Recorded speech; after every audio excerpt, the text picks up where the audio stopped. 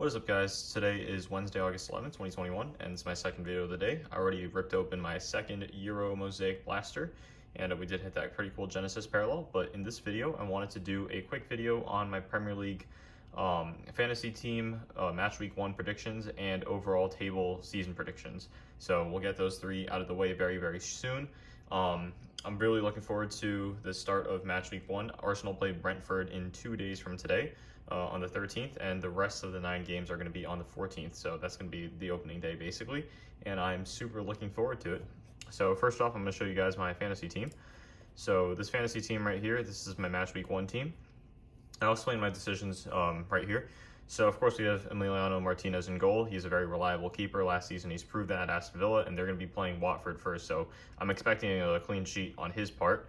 And don't worry about the captain and vice captain. I didn't set that yet, but that will be set later. And Martinez is really good value because, obviously, for the points he's put up, for the amount of money he costs, is very, very good. And I see him being very steady in his performances, also given that they won the Copa America and his performances there.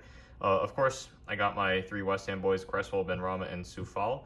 Soufal is currently on the bench, but that could be subject to change. West Ham do play Newcastle on opening day, so that's a big opportunity for us to shine, because especially since West Ham has done very well in their preseason games, and of course I'm a huge West Ham fan, and so I have to have all 3 West Ham players maxed out right there.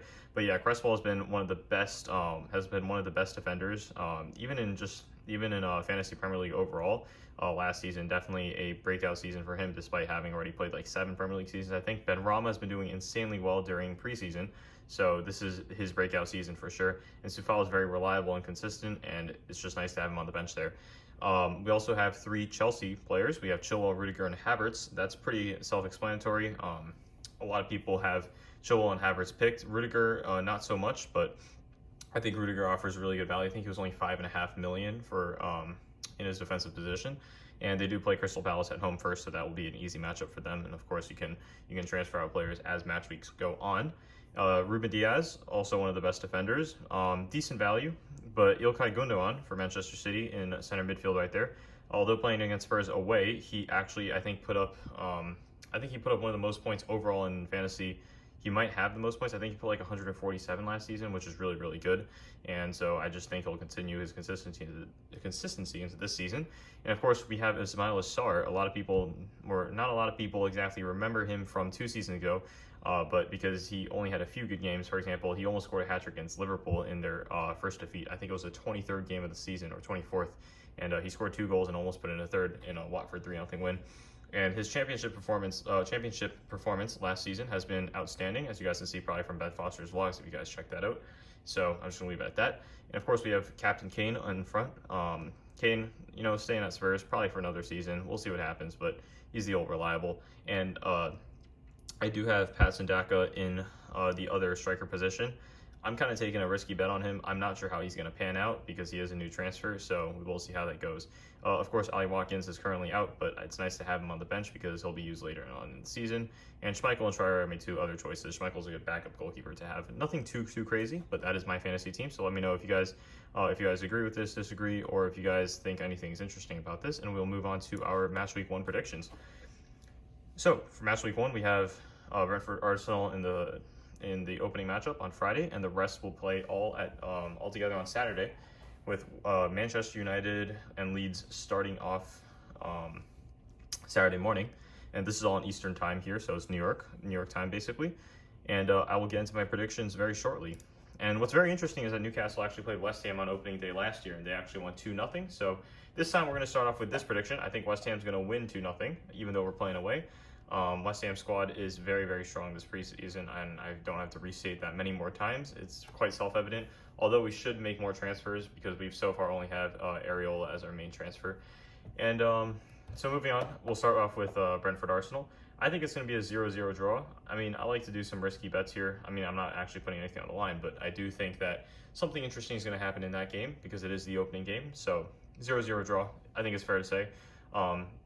This reminds me of when Sheffield put up a really, really good opening few games when they were first promoted to the Premier League. And I think Brentford had the potential to replicate some decency this season. Leicester City Wolves, I think Leicester's going to put 2 past Wolves, and Wolves might get 1 back. Wolves haven't exactly found their form yet, and I think Leicester with their new signings are quite decent. Watford 1-1 Aston Villa. Watford and Aston Villa were two relegation fighting teams 2 seasons ago. Last season, Aston Villa showed a lot of potential, although they didn't exactly capitalize on their points. And Watford, though, is reinvigorated, and I think that they will stay up for the season. You guys will see in a second. And their players are a lot better than what they had from 2 seasons ago. Burnley 1-0 scrap against Brighton. Might just be like a 64th minute goal, from Chris Wood. Who knows? Nothing too much on that. Manchester United versus Leeds. It's going to be a very tough matchup. It's going to be high power, high performance, high intensity, and I think Manchester United will come out 3-1. Chelsea 3-0 sweep against Crystal Palace at home. Not much to say after they just won the UEFA Super Cup today against Villarreal on penalties. So yeah, Kepa's in good form right now. Mendy's in good form. Kepa's got his confidence back because he saved 2 penalties. Everton Southampton. I think Everton will out-edge Southampton despite Southampton having made a couple of new signings that are fairly decent. Norwich City, despite having signed Billy Gilmore and Josh Sargent, I think are going to lose to Liverpool 4-0 on opening day. I believe they lost 4-1 on opening day 2 seasons ago, so I'll go with a 4-0 victory for Liverpool this time, just saying. And a lot of people think Norwich City are going to finish 19th or 20th, so fair prediction. And Man City 2-0 win against Tottenham. Tottenham haven't really been doing that well in preseason, so I'm not going to go for like a 3-0 or 4-0, but I'll stick with the 2-0 there. So those are my week 1 predictions. If you guys do enjoy the predictions and stuff, I might actually continue doing that because I will be in college next semester, starting college my freshman year, and I won't have too much time to do research on cards and openings. So I will keep up with the Premier League, and I might just start making these videos more often. So let me know what you guys think of that. All right, moving on, and this is my final Premier League table. So it is a lot to look at. It could be a bit shocking, but this right here is the table. So I'll give you guys like 5 seconds to look at it, and I'll explain in a second.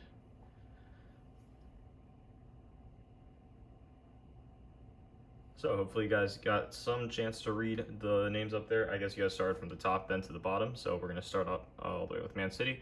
I think Manchester City are stronger than ever. They're going to continue the form from last season, and there's no doubt about that. But Chelsea will be very strong contenders.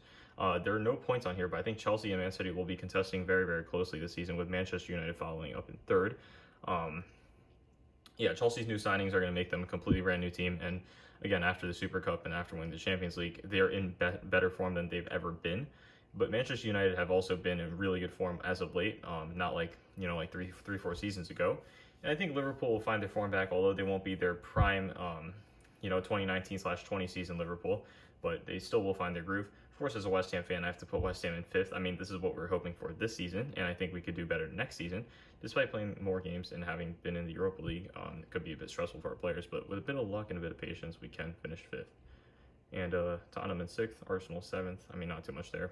Although I did put Leicester below because I'm just going to take a little risky bet here. I don't think Leicester's going to have the best of seasons, or as expected. Everton in 9th is pretty fair to say, and Aston Villa in 10th is fair to say. I think Brentford will pull somewhat of a Sheffield United or a Leeds, where they get promoted and finish.